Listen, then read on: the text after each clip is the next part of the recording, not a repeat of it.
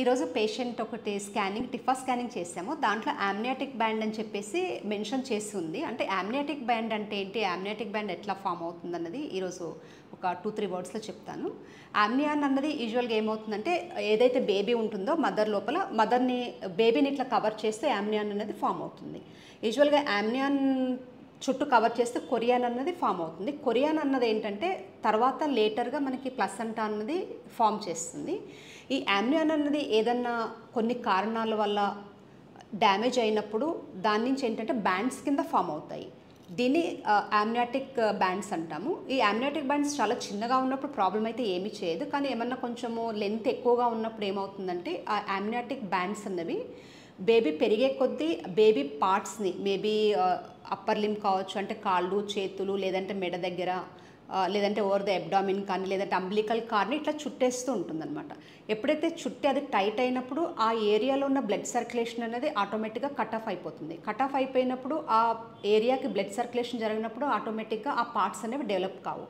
అంటే ఎప్పుడైతే హ్యాండ్స్కి డెవలప్ కావో ఒక్కసారి ఏమవుతుందంటే కంప్లీట్ హ్యాండ్ అనేది ఉండదు బేబీకి. లేదంటే ఫింగర్స్ని ఏమన్నా చుట్టేసుకున్నప్పుడు fingers clubbing of the fingers అంటే మొత్తం ఇట్లా జాయింట్ అయిపోయి ఉండొచ్చు హ్యాండ్స్, లేదంటే ఆ ఫింగర్స్ మొత్తం యాంపిటేట్ అయిపోయి ఉండొచ్చు, లేదా లెగ్ పార్ట్ కూడా ఒక్కొక్కసారి యాంపిటేషన్ అనేది యాంపిటేటెడ్ లెగ్స్ లా కనిపిస్తాయి. లేదంటే అంబ్లికల్ కార్డ్ చుట్టూ ఏమన్నా ఉందంటే బ్లడ్ సర్క్యులేషన్ అనేది ఆగిపోయి బేబీ ఐయుడి అవుతుంది. దాంతోపాటు ఒక్కొక్కసారి ఏమవుతుందంటే ఓన్లీ స్కిన్ మీద ఇట్లా టైట్గా చుట్టేసి ఉంటే అప్పుడు ఏమవుతుందంటే స్కిన్ మొత్తము మనకి డ్యామేజ్ అయ్యే అవకాశాలు కూడా ఉంటాయి. మనకి యామ్నియాటిక్ బ్యాండ్ అన్నది యూజువల్గా ఏంటంటే మనకి స్కానింగ్ లోపల 12 నుంచి 20th వీక్ లోపల మనము ఈ యామ్నియాటిక్ బ్యాండ్స్ అన్నది కనిపిస్తుంది, మనం డయాగ్నోసిస్ చేయొచ్చు.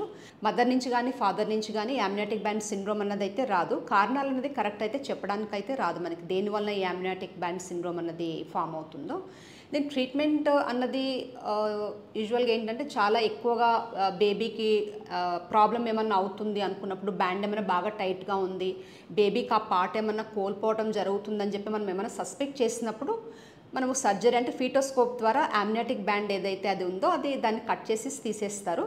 లేదు అంటే మనకి నెక్స్ట్ ఒకసారి యామ్నియాటిక్ బ్యాండ్ ఫామ్ అయినప్పుడు సెకండ్ ప్రెగ్నెన్సీలో వచ్చే ఛాన్సెస్ అయితే ఉండవు.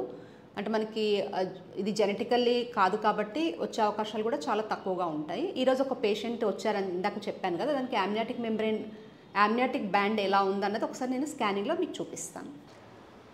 This the amniotic band is almost measuring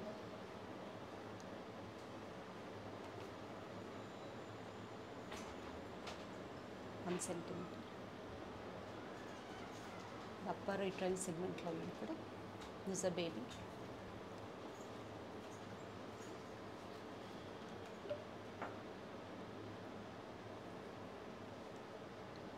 band అయితే బేబీని అయితే ఏం డిస్టర్బ్ చేయట్లేదు, ఎవ్రీథింగ్ బేబీ ఈజ్ ఫైన్.